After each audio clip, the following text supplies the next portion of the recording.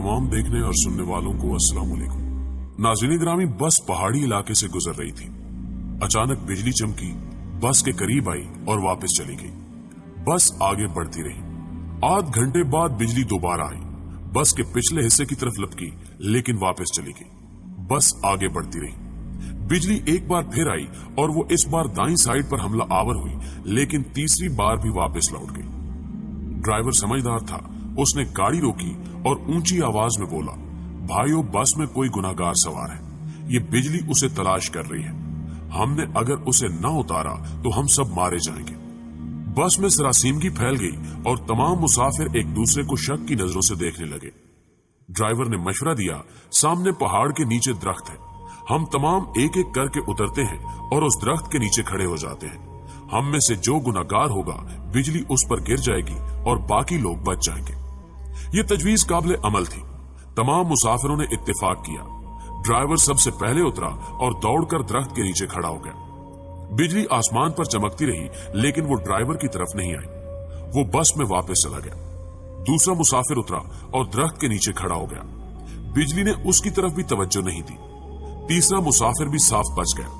यूं मुसाफिर आते रहे, दरख्त के नीचे खड़े होते रहे और वापस जाते रहे, यहां तक कि सिर्फ एक मुसाफिर बच गया। ये गंदा मजहूल सा मुसाफिर था। कंडक्टर ने उसे तरस खाकर बस में सवार कर लिया था। मुसाफिरों ने उसे बुरा भला कहना शुरू कर दिया।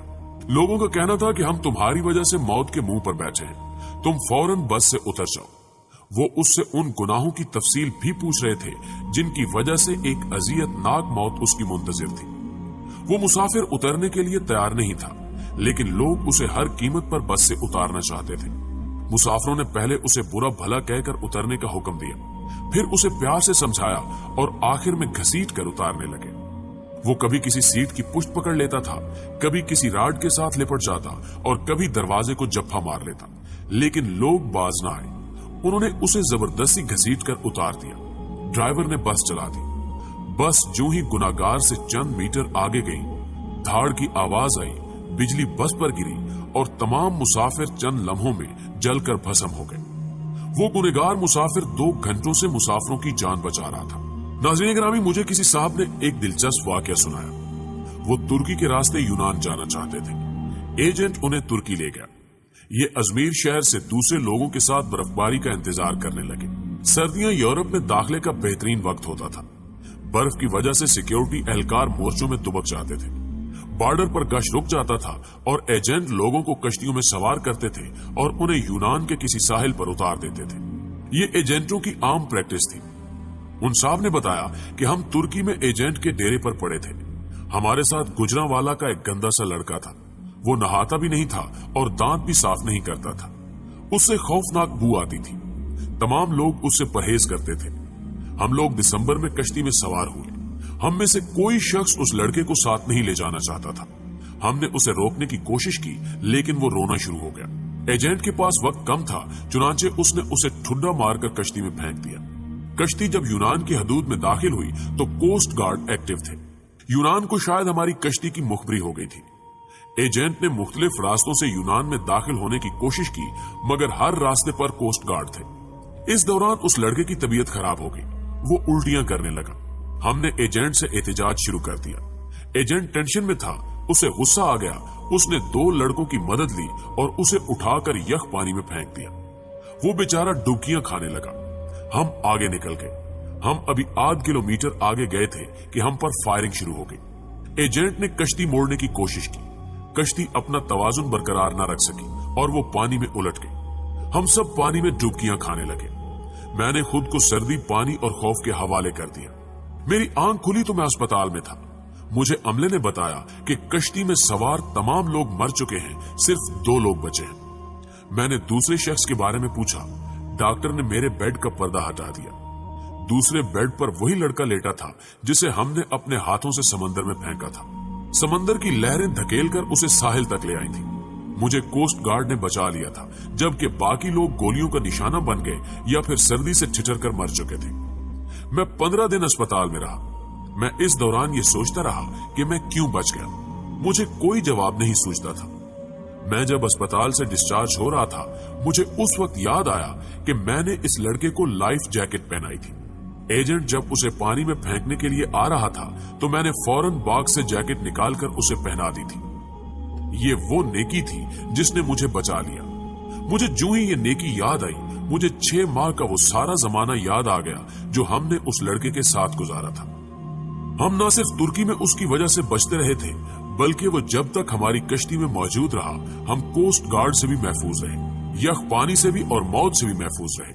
हमने जो ही उसे कश्ती से धक्का दिया, मौत ने हम पर अटैक कर दिया। मैंने पुलिस से दरखास्त की कि मैं अपने साथी से मिलना चाहता हूँ। पुलिस एहलकारों ने बताया कि वो पुलिस वैन में तुम्हारा इंतजार कर रहा है। मैं गाड़ी में सवार हुआ और जाते ही उसे गले लगा लिया। मुझे उस वक्त उसके जिस्म से किसी किस्म की बू नहीं आ रही थी। मुझे मालूम हुआ कि मेरे साथियों को उसके जिस्म से अपनी मौत की बू आती थी। ये उन लोगों की मौत थी जो उन्हें उससे अलग करना चाहती थी, और जो ही अलग हुए सब के सब मौत की आगोश में चले गए।